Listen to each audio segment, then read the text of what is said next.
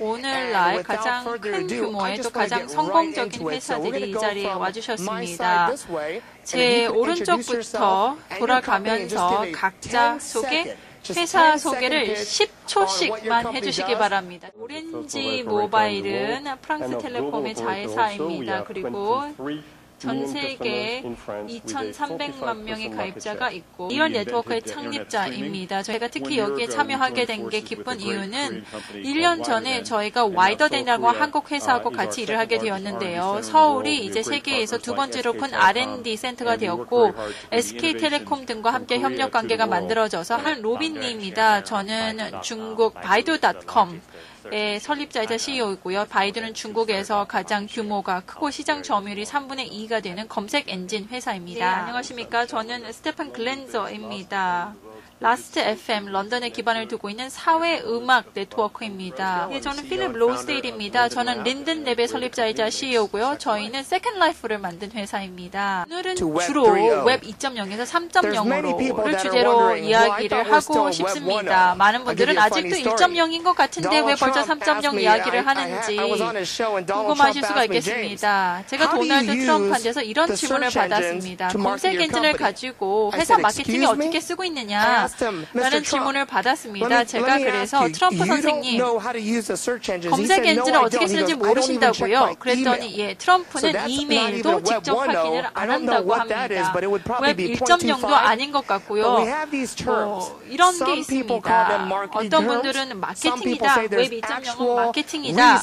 아니면 어떤 사람들은 웹 2.0은 실제로 있는 것이다. 라고 좀 논란의 여지가 있습니다. 그래서 첫 번째 질문은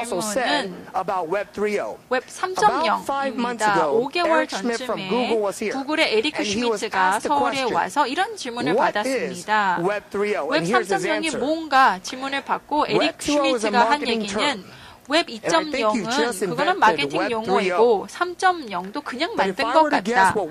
하지만 웹 3.0이 뭔지 내가 짐작을 한다면 웹 3.0이라고 하는 것은 애플리케이션들로서 서로 연결이 되어 있는 것일 것이다.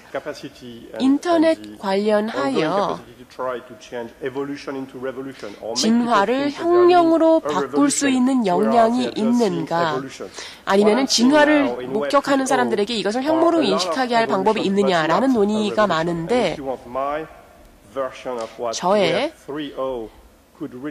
웹 3.0에 대한 견해를 듣고 싶으시다면 유비쿼터스하다라는 한 가지 특징으로 결정진다고 생각됩니다. 웹 2.0이 모빌리티의 힘을 얻는다면 이것은 진화 정도가 아니라 혁명이 될 것입니다. 뭐 1.0, 2.0, 3.0 이렇게 숫자로 붙이는 걸 썩 좋아하진 않습니다. 하지만 2.0이라고 하는 것은 사용자가 생성을 한 것이라면 뭐 보다폰이나 오렌지 뭐 이런 업체들이 웹 2.0의 가장 큰 업체가 아닐까 싶습니다. 사실 기존의 사회적인 네트워크에다가 인공지능 기술을 접목을 시켜서 다른 사람의 지혜를 빌리려고 하는 요즘은 검색 엔진의 경우에도 마찬가지입니다.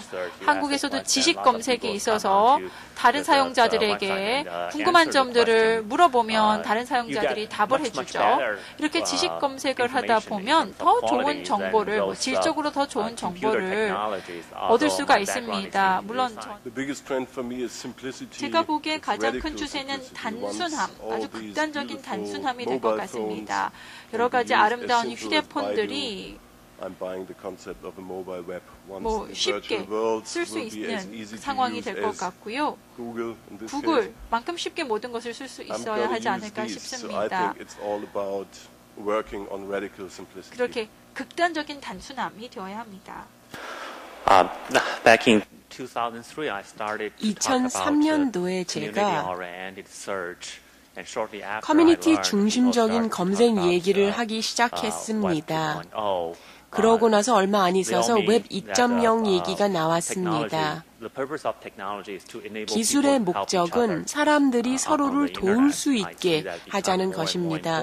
인터넷상에서 이러한 서로 돕는 점이 점점 중요해질 것입니다.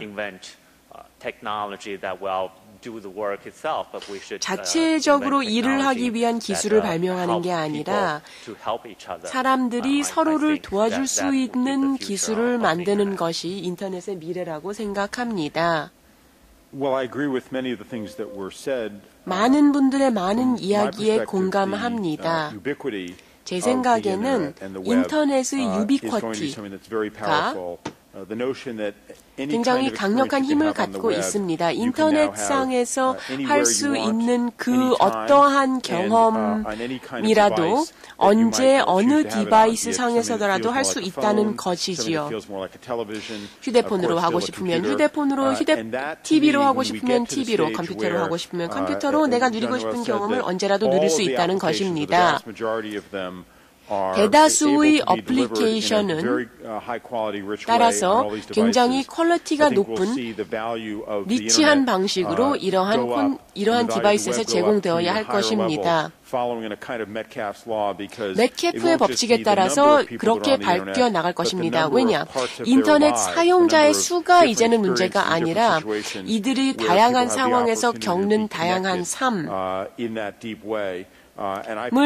굉장히 심도 깊게 서로 연결해서 네트워크를 형성할 수 있다면 이 혁명이라는 말이 너무 남발되는 경향이 있습니다만 이것이야말로 진정 혁명이고 이곳에서 비즈니스를 어떻게 하느냐가 앞으로 관건이라고 생각됩니다. 룩 레이저 회장님의 말에 덧붙여서 저 또한 유비쿼티도 강조하고 싶습니다.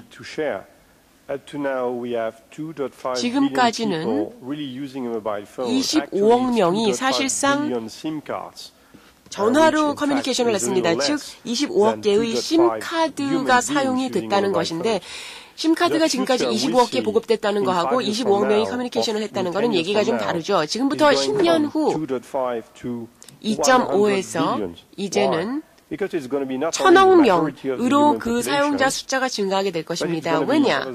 내 주변에 어떤 네트워크건 간에 네트워크 지원 기능이 가능한 디바이스가 편만할 것이기 때문입니다. 그래서 이러한 편집증적인 분열된 유선과 무선, 인터넷과 비인터넷으로 명확히 구분되어 있던 영역이 이제 통합이 될 것입니다. 그래서 이제는 모든 디바이스가 모든 네트워크상에서 서로 커뮤니케이션이 가능해질 것입니다. 마지막으로 제가 강조하고 싶은 것은 그렇다면 휴대폰의 파워가 무엇이냐를 이해할 필요가 있다는 것입니다. 손목 시계가 발명된 이후 역사상 최초로 휴대폰의 발명으로 인해서 뭔가 대부분의 선진국에서 대부분의 사람이 하루 대다수의 시간을 몸에 지니고 다니는 디바이스입니다. 웹 2.0과 관련된 모든 것을 이러한 모바일 폰, 모바일 디바이스에 가져올 수 있다면 그 잠재력은 엄청나다고 생각됩니다. 제가 봤을 때 웹 3.0 내지는 웹의 미래는 4가지로 귀결될 수 있다고 생각합니다. 이음새 없는 협업에 따른 의사결정입니다. 저희 회사는 이 점에 주목하고 있습니다. 예일과 캘리포니아 그 테크 출신의 박사팀을 구성하여 이 부분을 연구하고 있습니다.